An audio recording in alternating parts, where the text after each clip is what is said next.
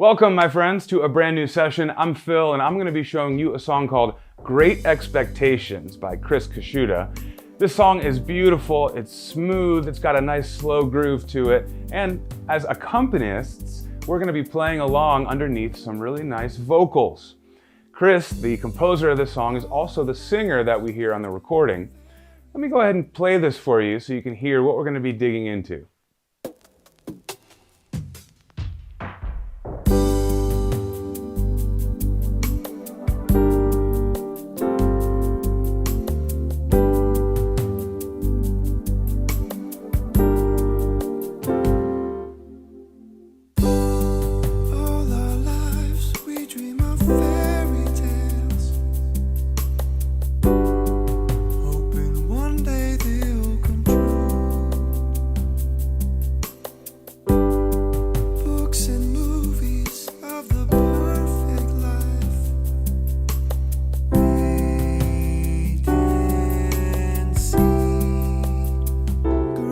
Expectations of what our lives will be, no reservations.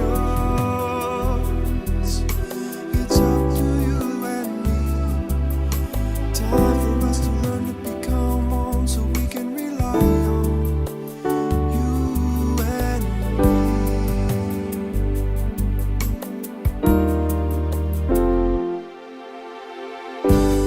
me. Days go by.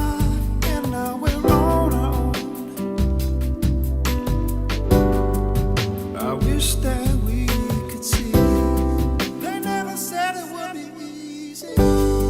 Our expectations seem a world apart. They may be great expectations of what our lives should be, our new frustrations.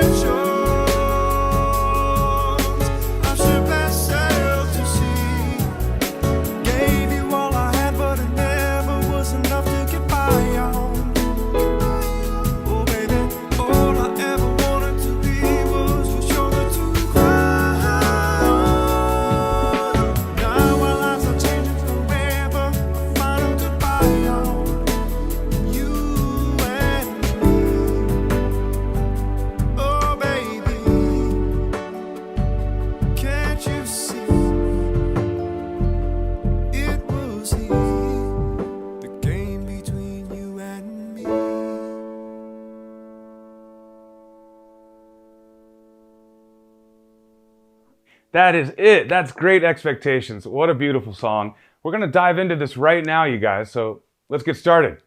Now, the first thing I want to do is talk to you guys about these individual sections. We're not just going to start on the whole song right now. That would be too much for anyone to jump into on day one, right? Instead, what I want us to do is get a bit of an overview and then jump into just the first section. So we've got an intro, we've got a verse, a chorus, we've got another verse, another chorus.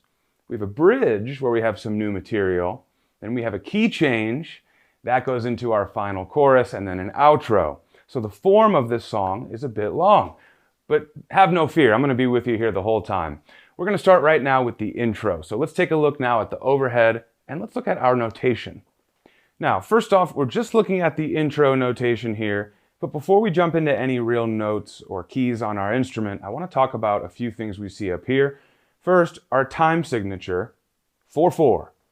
4 beats per measure. 1, 2, 3, 4. Okay, that's going to be how we feel the rhythm and the timing of this piece. Now, the key that we're in here is the key of G major. We can tell because there is just one sharp in our key signature. That sharp is an F sharp, so all Fs are automatically sharp here. That tells us we're in the key of G.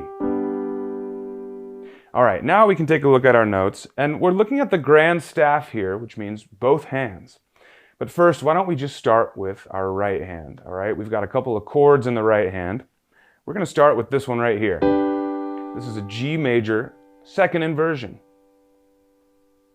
The next chord we see is a G minor chord, so we're just going to take our B and flat it. From here, we're going to move to an F chord, F major chord, in second inversion.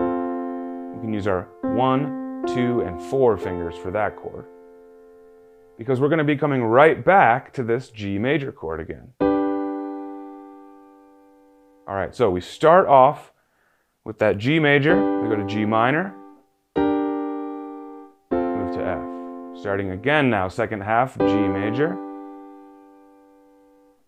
G minor, and F. Take a look at that. We have the same thing in the first half and the second half. So this intro is really just a 2-measure figure that's repeated twice, at least in this simplified version. Now in the backing track we have some other inversions of these chords, and again we have an advanced level of this same song arrangement that's going to give you some more of those nuances. But for us at this level, I think this is perfect. We're just going to repeat that thing 2 times. So when we add the left hand, it's not so bad. It's just one note underneath. We're going to get into this position right here, our 4th finger on G. We're going to play that G underneath all of those right-hand chords we just learned with the same rhythms. So check it out. 1, 2, 3, 4. G minor in the right, same note in the left. 1 and 2, and moving to the F chord, still a G in the left hand. And did you notice with my rhythms there, I said 1 and 2 and 3, 4. All right, second half. 1, 2, 3, 4. 1 and 2 and. Now we're resting for the rest of this measure, and that's really the only difference between the second half and the first half. And that rest is actually pretty important because we're going to hear a bit of a break. We're going to hear a swelling of strings or synthesizer kind of pad sound on the keyboard in the recording. And it's going to make us feel a little unsettled for a second as listeners. This is exactly what the composer wants, because then the verse is going to start. The drums are going to come back in, and the vocals are going to start with the melody. Now this has a really nice effect when the drums cut out from underneath us. We want to make sure that we also mind that rest. Let me play it for you now in time. I'm going to bring our band in here. We're going to play along with the backing track, but we're going to do it at the slow practice tempo first, and then we'll speed it up. All right, let's think about our position for both hands. We're going to watch the scroll bar and listen to the drums. Here we go. 3, 4, 1 and 2 and. Again.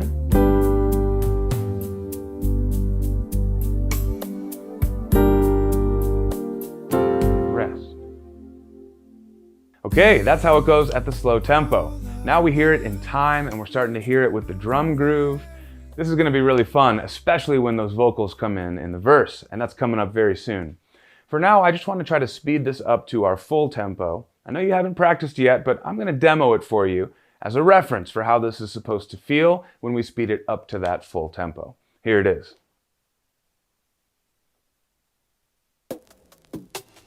Ready? Go.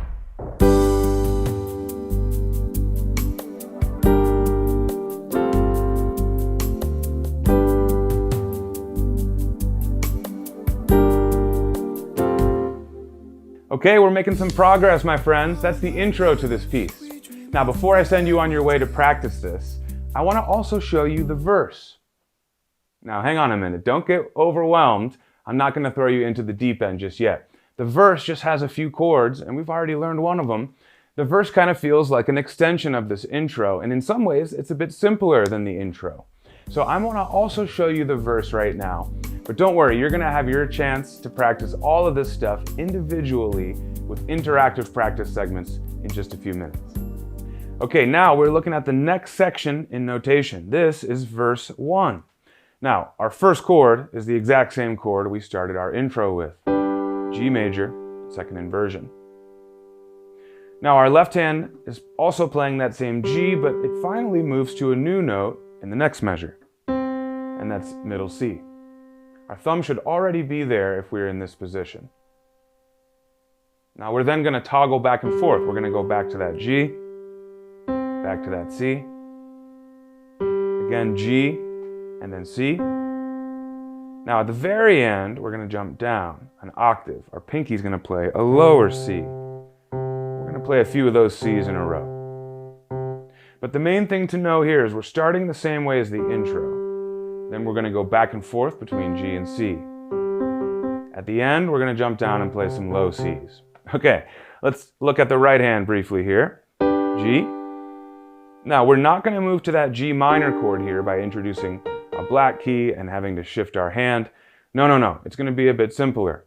We start with that same G chord, but then for our C chord, we're going to move our right hand thumb up to E. That's the only difference. Now, for those of you that recognize this chord on its own as an E minor chord, well, you're not wrong, but when we do add the left hand C, together this two-hand harmony spells a C major 7 chord. Another way to think about that would be that an E minor chord with a C underneath it creates a C major 7, however you want to think about it. But in the right hand alone, that's what we're doing. G major, like this, and then we're bringing our thumb up to E for the top half of this C major 7 chord. All right, next measure, G major 7 in the chord symbol. Right hand is going to be playing this chord right here. Now it's almost that G chord we started with, but instead of that middle note being on G, it's going to be an F sharp with our second finger. From here, back to C major 7 again. That means right hand's playing this E minor triad. All right, we're moving back to a normal G major here. So again, a bit of toggling here. Back to C major 7, which means E minor in the right hand. Now this is where things get fun. And this is where the left hand jumps down to this low C. The right hand is going to take over, also reaching down a bit. So the right hand is coming down here, thumb and pointer finger. Now watch this. Left hand's going to continue to play C's, but the right hand's going to move up. And yes, that is an F sharp. Don't forget our key signature. Still moving up. And then we rest. So let me break down this last bit for you. We're jumping down an octave in the left hand. Right hand's creeping down. 2, 3, 4. 1, 2, 3. Rest. All right, not bad. There's the verse. So just like we did with our intro, I'd like to work on putting this in time and bringing in our backing track so we can play along. But what's going to be extra fun about this experience is we've now got the vocal melody singing. All right, so we're going to be playing these chords underneath the vocals. Make sure you're listening. That's a key part of being an accompanist. All right, here's verse 1 in time. Let's get in position. Here we go. All our lives we dream of fairy tales. Left hand back to G, right hand F sharp. Hoping one day they'll come true. Back to normal G this time. Books and movies of the perfect. Get ready to reach down. Here we go. 2, 3, 4. Great expectation. Okay, there is the verse. Now I know we're still doing it at the slow tempo for now. I'm about to speed things up, and I also want to put it along with our intro. So I'm going to play from the beginning, play the intro, go right into verse 1. I think this is going to help you get more and more of the song in your ears, getting familiar with this thing. So here comes the intro and the verse. Then I'm going to send it to you, And I'm going to finally ask you to get some practice in. You're going to start with one hand on its own for the intro. You'll switch hands. You'll add them together. You'll then go to the verse and do hands separately. So you're going to have all sorts of opportunity to practice this, and I will encourage you to take your time. I'll also say that you should revisit this video as many times as you like. This should be a reference for you as you're making your way through the piece. All right, guys, here it goes. Full tempo, intro, and verse 1.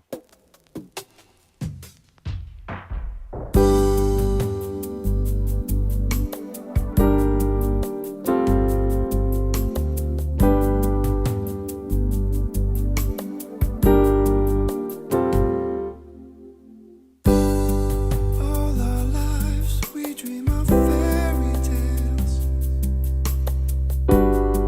hoping one day they'll come true.